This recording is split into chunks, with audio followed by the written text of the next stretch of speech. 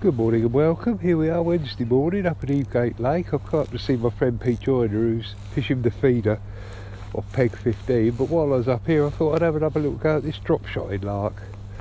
So I made myself a little rig with just a small olivet on the bottom, a lure under the top there, the idea being I can move the olivet up and down, and I'm just going to pick some of the more perchy swims and just give them a go.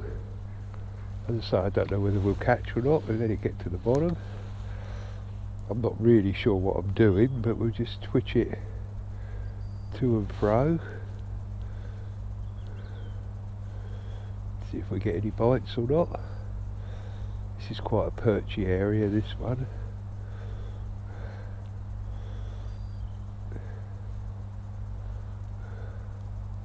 There's a few swims actually on this side that are fairly perchy, got stuff in the water.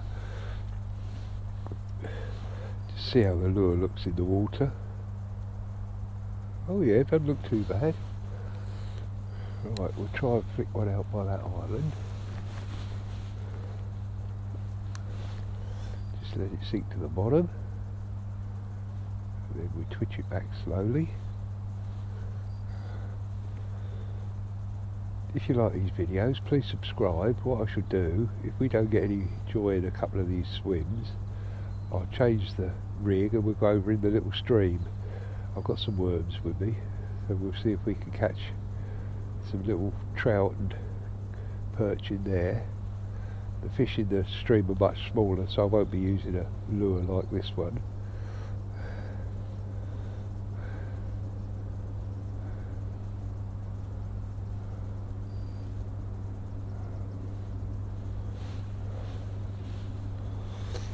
Pop on the other side of that little island. I'll keep the rod down and work the bait a little bit slower and closer to the bottom. That feels like a snag. Yeah, that's a snag. That's not good. Do it out there. Oh yeah, it's a tree.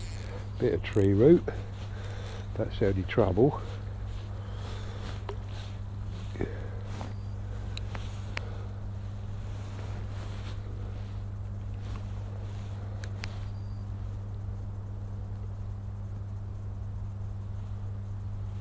Another root there I just felt. The boys are really doing well clearing up the trees on the island and all around, so the debris will become less and less as we go next year, simply because the trees won't be there to shed their roots quite as quickly. Switch this by this little tree here. It's a lovely little method because it's a roving method. All I brought with me was just my little quiver tip rod, which is the one I use for normal match fishing. Just pick me landing that up and we'll have a little walk. Go to the next peg, give it a little try. This is the top part of the lake here, seems to be quite renowned for perch. There's been quite a few decent perch caught up to and over £2. So we'll have a little go on this platform here, peg 14. Just put my net down. Hopefully this is coming out okay. We'll go this side of the tree.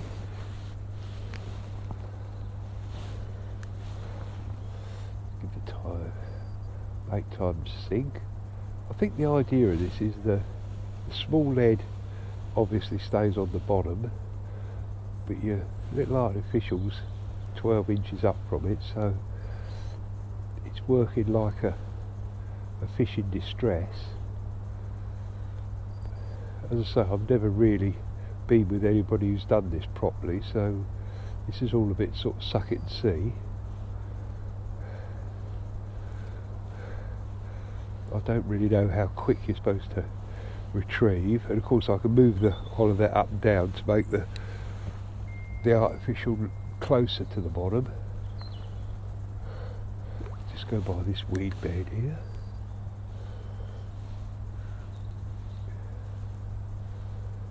Perch are very much an attack predator. They hide in the undergrowth of the weeds and the bankside vegetation, and just come out and strike.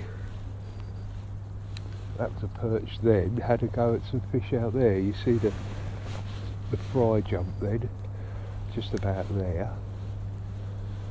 That was definitely a perch attack, those.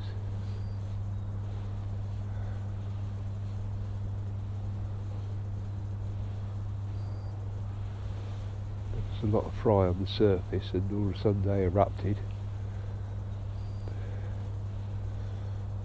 So it was definitely a predator, and there is no pike in here. There are eels, as you've seen. What I'll do is I'll move the lead up a little bit more to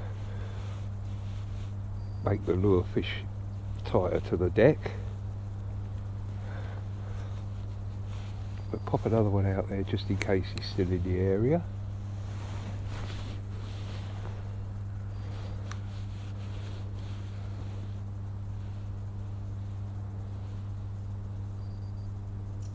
Just try and add some movement to the lure. As I say, I don't really know how much you're supposed to leave this and move it.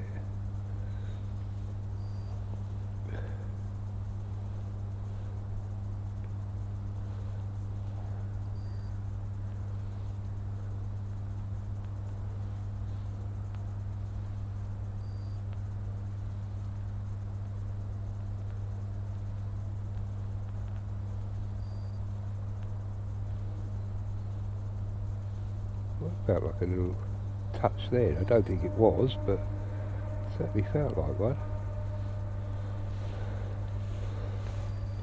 No weed on the line or on the hook, so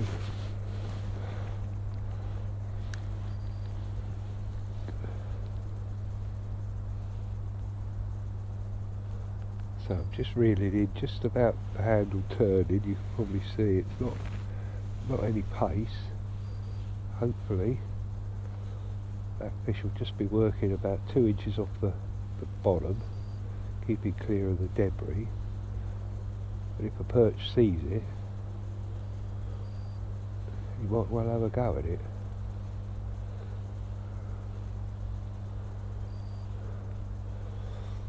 We're up to peg 10 in a minute, because there's been some big perch caught there right along the very edge of the bank, so it's another place that will be worth a go.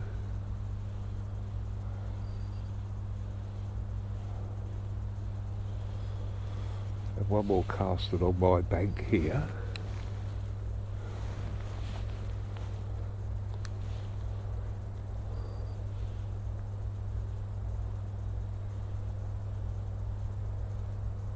Just past that sunken weed bed.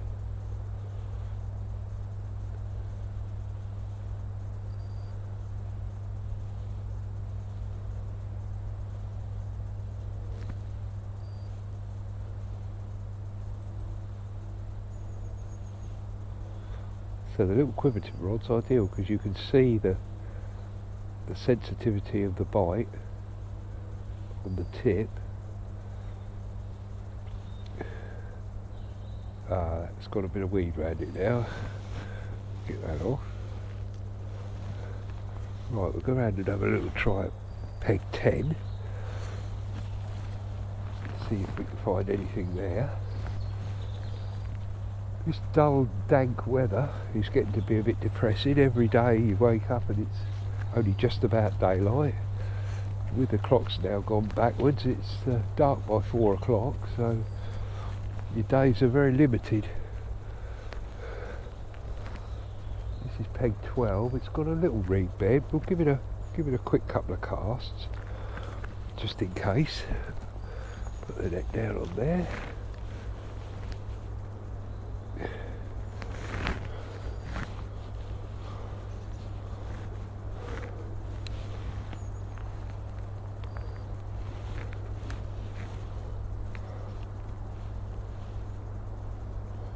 With the rod up again. As I say, I really don't know what I'm up to, but if we get one, that'll be great. If we don't, we'll go back and see Pete. We can watch him catch a few fish on the feeder. He had a nice little carp while I was talking to him.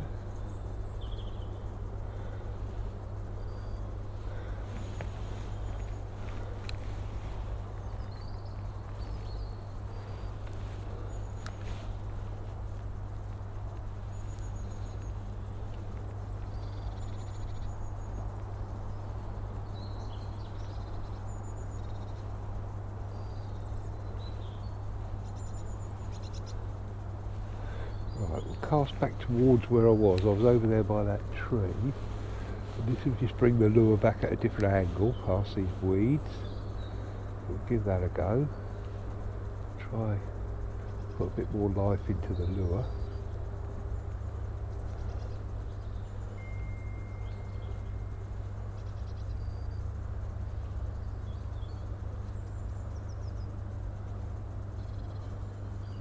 Sort of trying to lift and drop the lure 2 or 3 inches off the bottom.